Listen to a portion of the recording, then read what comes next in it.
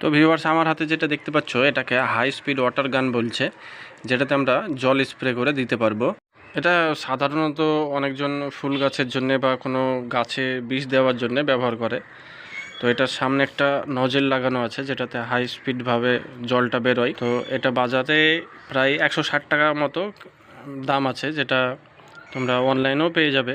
এটা আমরা ইউজ করি কিসের জন্যে? এটা যখন আমরা ওয়ালে মেটাল বক্সটা ফিক্স করি, মেটাল বক্স ফিক্স করার আগে ওয়ালে আমাদেরকে জল দিতে হয়। তো এটাতে আমরা পাম্প করার পরে আমরা মেটাল বক্স লাগানোর আগে ওয়ালটা ভালো করে ভিজিয়ে নিই।